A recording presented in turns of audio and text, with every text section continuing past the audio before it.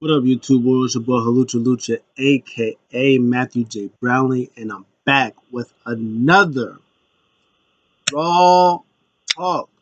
Yeah, I told you earlier today I was back with the Raw Talks, and here I am back with the Raw Talks.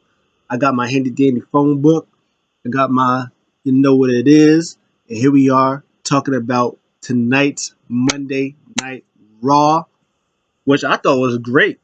I loved it. Thought Raw was fantastic. It was based around the Gauntlet match that was like an hour long, which was good stuff for me. There was the first maybe hour and a half of the show was wrestling, women's wrestling, and some segments that pretty much just told the story throughout the whole show. So we opened the show with Drew McIntyre, and Drew McIntyre is talking about um, he's talking about Seth Rollins, and he was saying that pretty much all the things that Drew McIntyre is being right now, he was kind of describing uh, Seth Rollins himself. He was saying that Seth Rollins is like a coward and a junkie for the rush and stuff like that, because he was pretty much saying that um, with everything that's going on with the bloodline stuff right now, all Seth had to do is mind his business and keep his eyes on the prize, which is the World Heavyweight Championship. And he's doing everything but that.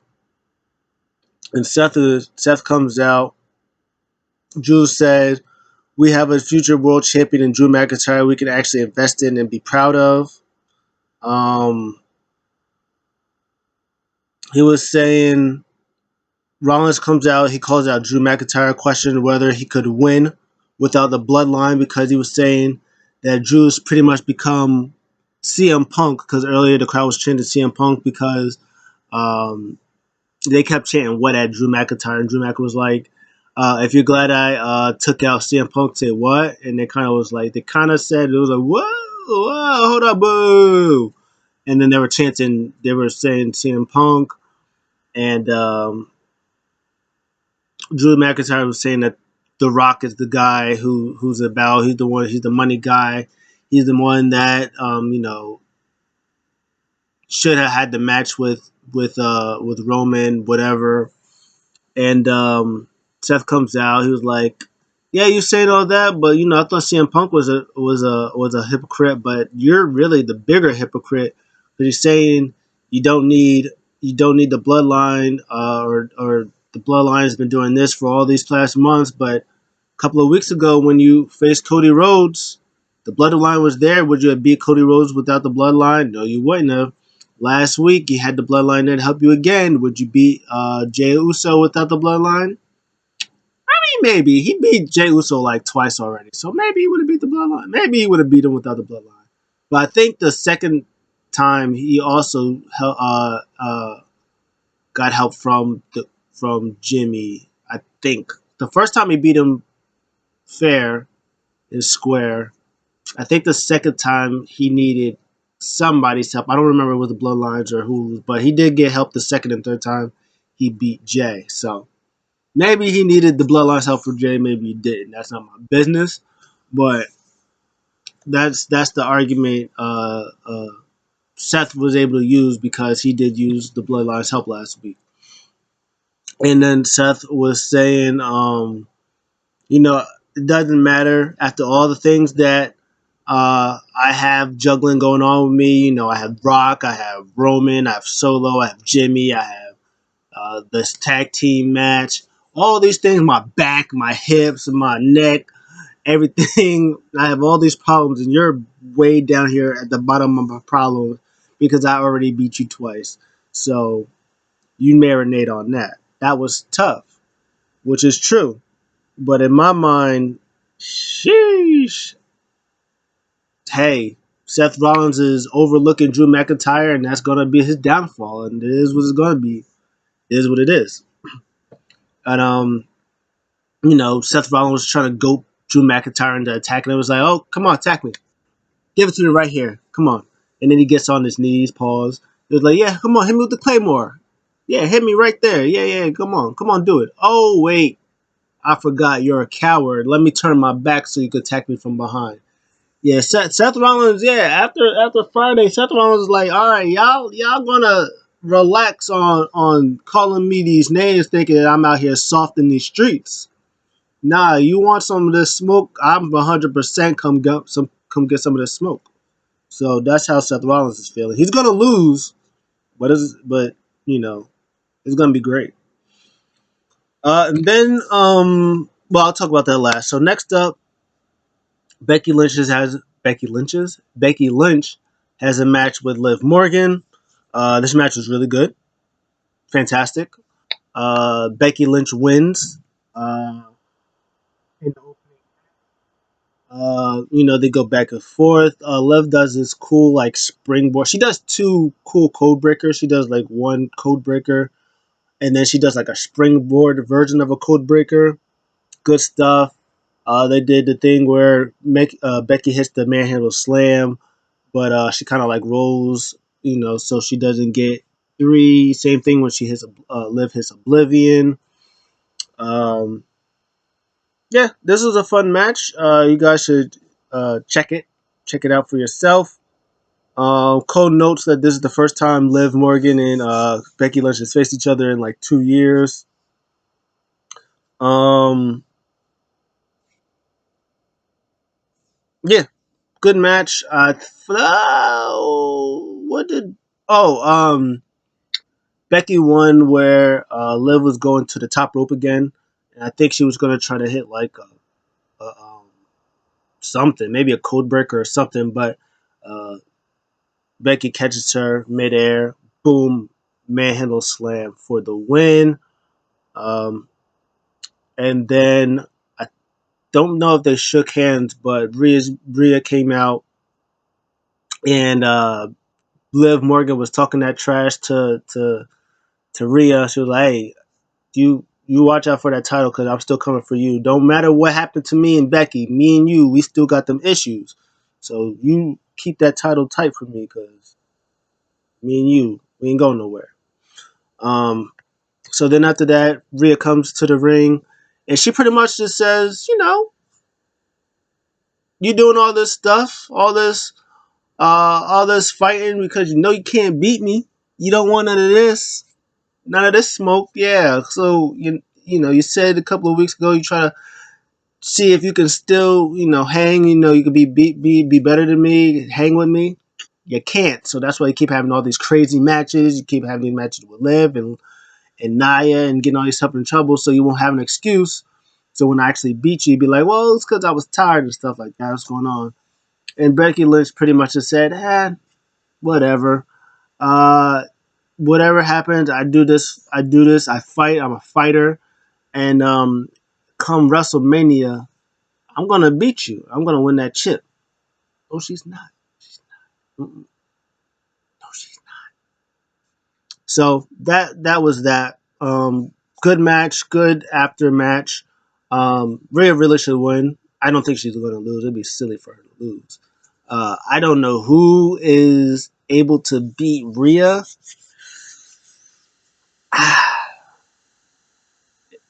I don't know.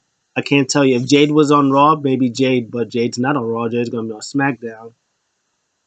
I don't see it being Liv. I don't know who's gonna beat Rhea. I ain't gonna hold you. So they're definitely gonna need a mid card title. Next up after that, there was an announcement for the tag team titles.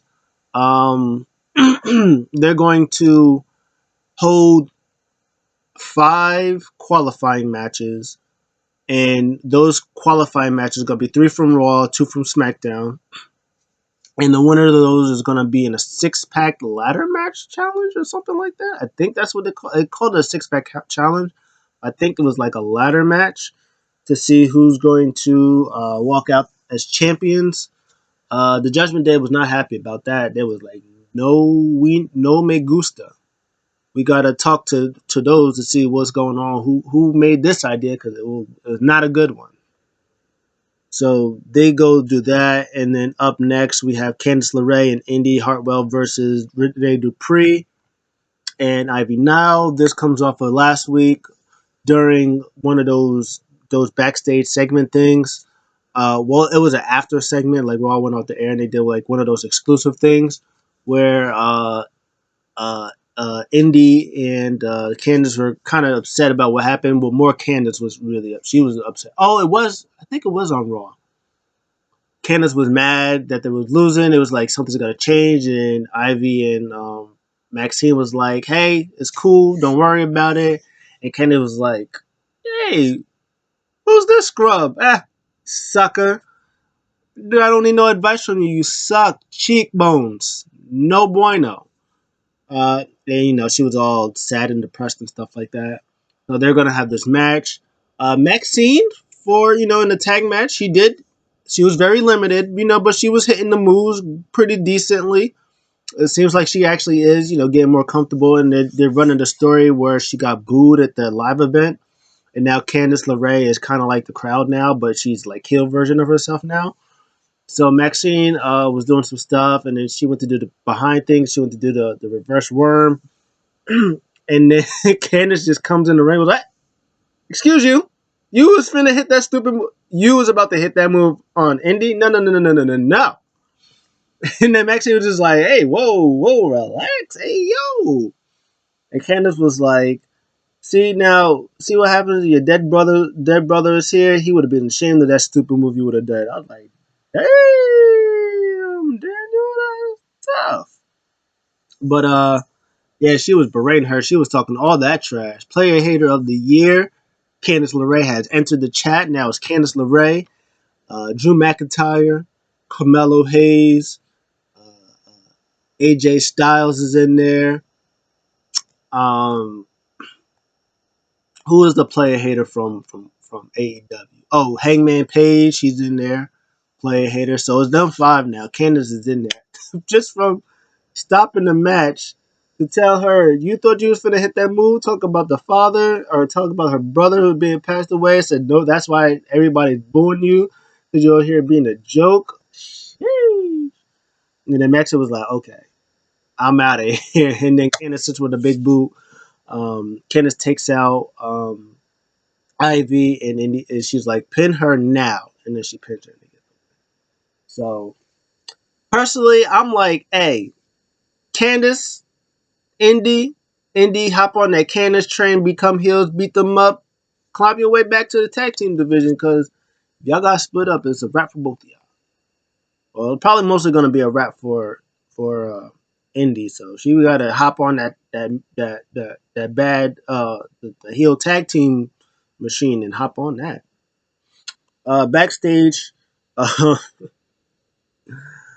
I love our truth. So they meet up with Nick and Pierce. Judgment Day does. It's like, whose idea was this? And then Nick Aldis was like, "I ain't gonna try to point no fingers, but it was Pierce. That guy, it was him. It was he did it." And Pierce was like, "Hey, yo, I thought we was on the same page. What's going on?" He was like, "Hey," he was like, "Well, Miz and Truth has this idea," and then Pierce goes like, "Yeah, it was them." He's like, "Then you gonna throw him under the bus?" And then I keep saying Pierce. Priest is like, "Okay, so what's gonna happen now is you're gonna give us this tag team match against Truth and Miz." And then Pierce was like, "Well, that's not gonna happen because they're doing media call." And then Truth comes in and is like, "Hey, somebody called me, dog." And they were like, "Truth, why are you here? You're supposed to be doing out media calls with Miz." He was like, and then Truth goes like, "No problem. That's on Monday. We got that, dog." And then Nick Aldis was like, "Oh no, this poor guy." And then Pierce was like, "Truth, today is Monday." He goes, "Oh, my bad, dog." And then Priestess just looks at Truth, and then he's like, "Hey, what's wrong with you?" He's like, "Pierce, make the match." and then they kind of leave. And JD's in the back was like, "Woo, you done it now." So that match was happening later. Next up, after that, Cody Rhodes does a interview, a sit down interview with Michael Cole, and it was really good. Michael Cole asks, "So Cody, what do you want to talk about?" Which was hilarious. But he pretty much asked the questions we need to be asking. What's up with Seth Rollins? Seth Rollins is going to turn on you, man. He's the one that wants Roman. He beat. He's the last person to beat Roman, even though it was by disqualification or count out or whatever it was. He was the last man to actually beat him 1-on-1. Just saying. Maybe he wants another taste of that. How you know you could trust him? And then Cody was like, "Hey, you could be right, but hey, there was a time where you was a coal miner. You was in there with the orange singlet and cheering on the Miz. There was once upon a time where I had a sledgehammer to the throne of a guy who now we're like this, like we're like cool business partners. Hey, I even tagged with Jay Uso, who was part of the bloodline, who cost me my title. People change. It is what it is." So then Cody goes after that. Um, he talks about The Rock being his boss. He says, "I'm not sure that he is my boss, but if he is, it just feels great to slap the boss." Um, he talks about the story. The story now is kind of like blended into like a whole bunch of things. Um, the story is also about the people who's been with me this whole time. He talks about now the new stories. Like he can't hand Dusty his story. He can't do that, but he sure can give hand it to Michelle Rubio, which is his mom. He says Michael Cole, for the first time ever, you can say at WrestleMania that a Rose is going to be World Heavyweight Champion.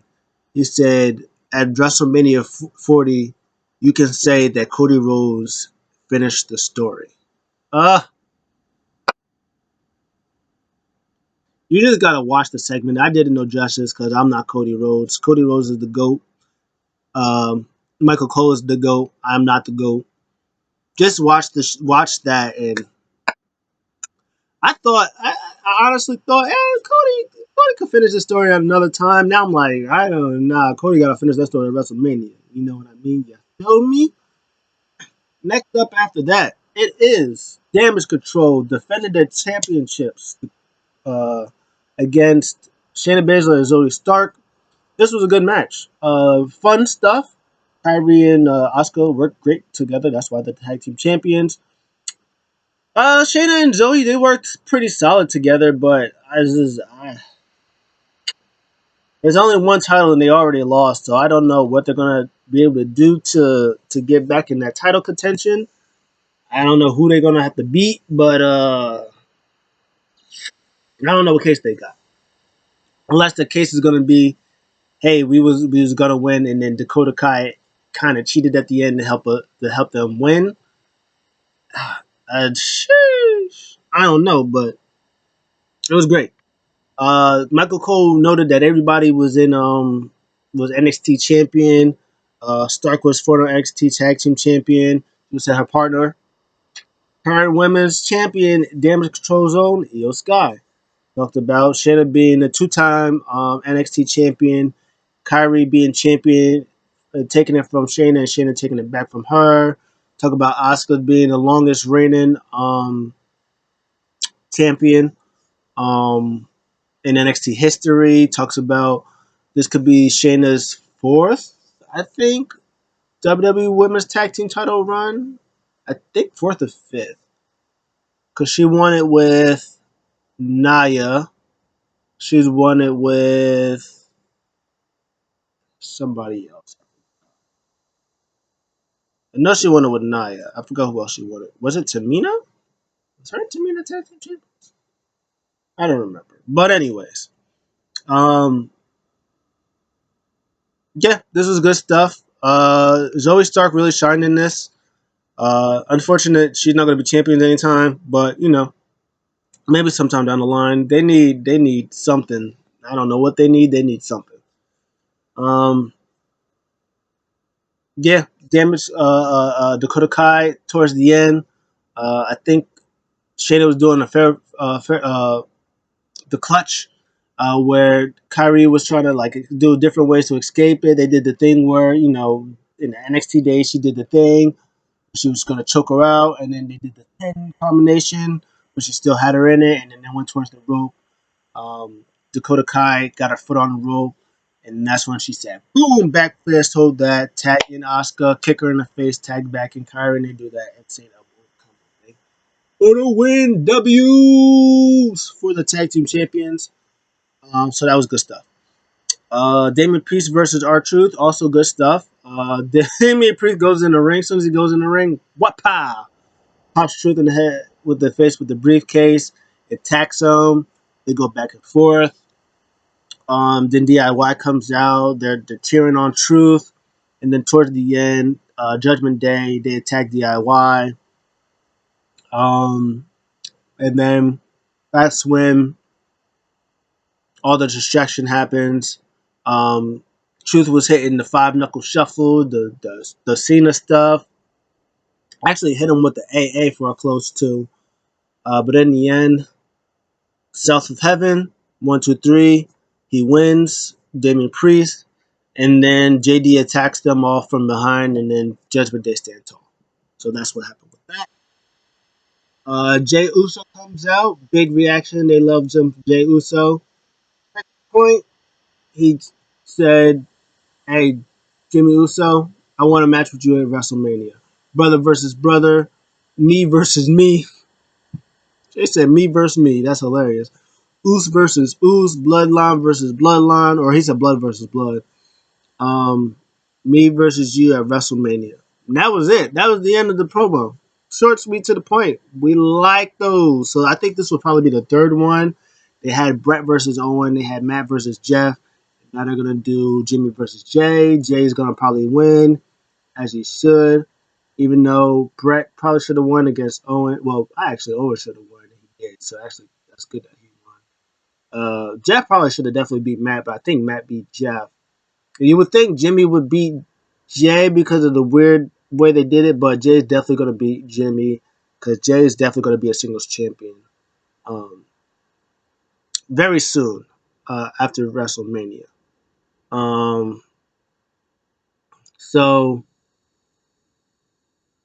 um, so the main event was this Gauntlet match, and throughout the whole show, they were doing these these mini promos. Chad Gable had his first one. I don't know if Sami had one. I didn't see Sami unless his was with Gable, but I didn't see Sami's. It was Gable I saw, and then it was Ricochet and um, Brunson Reed, and then JD and Nakamura. Those are the ones I saw. I don't remember seeing Sammy's. But a lot of people wanted Chad Gable to win. Not me. I'm not gonna lie. I wanted Sammy to win. I'm glad he did win. For a couple of reasons. First reason was after Chad Gable lost the title match to Gunther, and then they did the old crying thing. If they would have had Gable just switch back to doing, if they would have had Gable do what Sammy did, had his matches, kind of won some, but lost like a lot of the big ones because of whatever reason. He says he's not going to finish his story and talk about his mom or his daughter or whatever like that, and then he would have did the gauntlet match like in the middle of it, and then he would have won. Then I'd be like, okay, I'm with you. But the fact that he went back to the academy, he went back to the Alpha Academy, he was doing the comedy stuff with the academy, he was still losing tag team matches and stuff like that. It wasn't until like a couple of weeks ago where he finally beat up Ivar after he ran through the rest of the academy. He had that one win, and then he was like, "Yes, now I'm back on track. I'm gonna win it for my daughter, even though you didn't think about that those months ago. You're now thinking about your daughter and the Intercontinental Championship. No, no, no. Sami was the one that was in there having these matches, trying to build himself up, doing the sit down interviews and having the matches with Nakamura, doing the stuff with Drew, doing all the stuff to come back and finally get his wins in these matches. And he was the one that ran through the gauntlet, the third match against Brunson Reed, against Nakamura, after he beat Brunson Reed, and then after he took the tsunami, and then after he still beat Nakamura, and then for him to, and then after that he would lose to Chad Gable. No, if that was Gable, if Gable was third, and then he would have beat Brunson Reed, and then Brunson Reed would have did that to Chad Gable, and then he would have beat Nakamura, and then he would have beat Sami Zayn. Then I would have been like, okay, you kind of deserve it. We're here for you. I respect it. But there would have been no reason for him to do all this. I was like, oh, I'm the underdog. I gotta come from behind and do this, and then you enter as number 5 and just win. I'm not here for it. So I'm glad Sammy won. Started off with Ricochet. As soon as they started off with Ricochet and JD, I was like, oh yeah, Chad Gable's not winning. He shouldn't win. So Ricochet showed out. So did JD McDonough. Ricochet was like, this is why you should put me on wrestling shows because I'm really good. So he beat JD McDonough in a great match. And then he lost to Brunson Reed very, very swiftly because that first match was like 20 minutes. And then Sammy came out. He beat Brunson Reed with the power bomb thing that he does when they go to the counter. He does the power bomb. He beat him with that, and then he attacked uh, Sammy when Shinsuke was coming out the ring. He did the tsunami, and then uh, Shinsuke comes in, but he was trying to hit the Kinshasa, but he rolls him up, and then he takes him out, and it goes to commercial, and then they have them a nice little mini match, and then Sammy wins that, I think, with the haluva kick, and then they do Sammy versus Chad Gable. That match was great too. And Sammy again wins. Gable had the ankle lock on him a lot. Sent him with the ankle lock. I need this more than you. I need this more than you. You didn't need enough. I'm just sorry. Didn't need enough. Sammy hits a haluva kick, even though his foot was messed up, but he kicks out at 2. Tries to hit another one, get him with another ankle lock. And Sammy rolls him up for the W.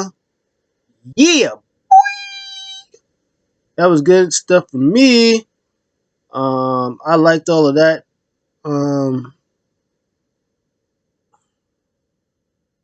let's see some notes. Cole continues to hurt. Gable, noting that Gable was the only competitor in this match not to hold a singles title. Oh, okay.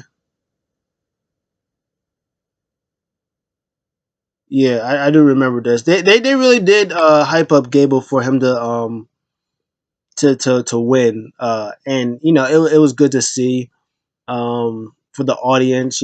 Gable not being a singles champion because he was only tag team champion. He was NXT tag team champion. He was Raw tag team champion. He was SmackDown tag team champion. He talked about Ricochet being Triple Crown mid card champion, holding the IC US and NXT UK championship. Talked about Sami being NXT champion.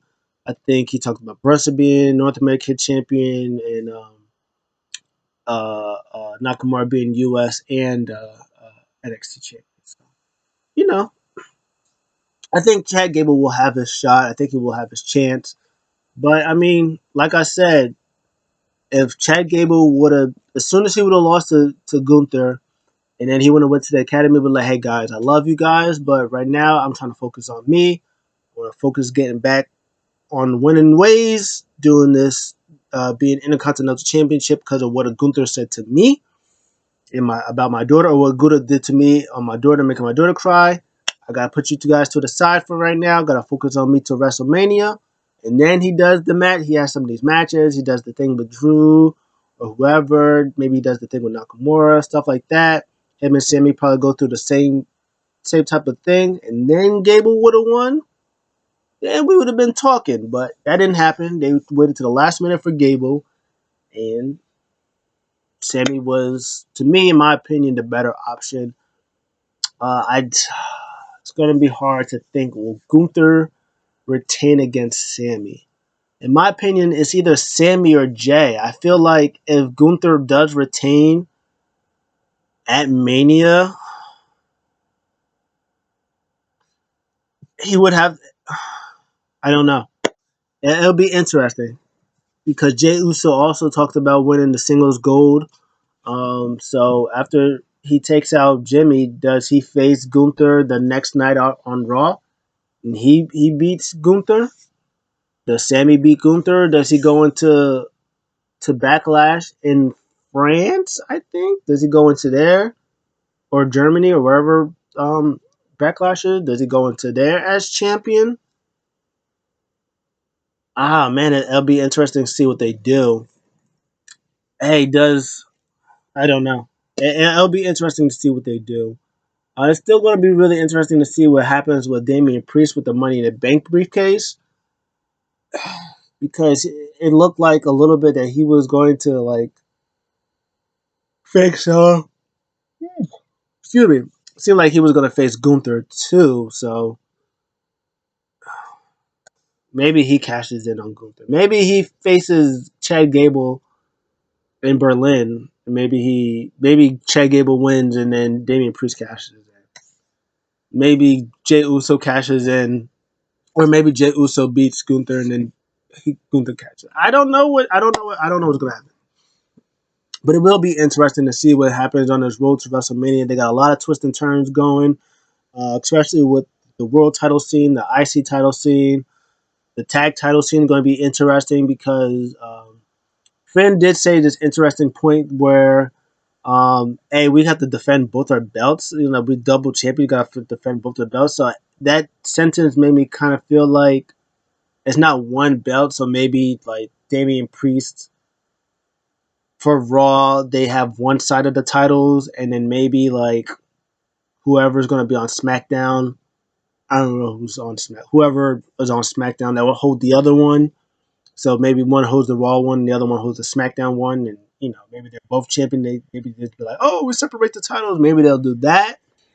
It'll be interesting to see what they do. But that's it. That's the show. That was Raw. Overall, I give the show an A minus A. Everything was good. The segments were good. The Seth segment was good. The Cody segment was great. The segment, short, sweet, to the point. They're doing stuff with the women. Oh, backstage, Liv Morgan was just chilling there. Um, Becky offers her hand to Liv. They shake hands. And then Nia Jax attacks both of them. She takes out Liv and then she choke slams Becky. And then Becky challenges Nia Jax next week to a last woman standing match. And that match is going to be great. Becky's going to win that match, by the way. It'll be her last match until Mania, until she loses to Rhea. But that match is going to be great. So yeah, so the match was good. The tag team match was good. The stuff what they did with Candice doing the heel stuff, that was great. The Gauntlet match was great. Everything was great. Nothing bad. What do you guys think? I'll see you guys in the next one. I'm out.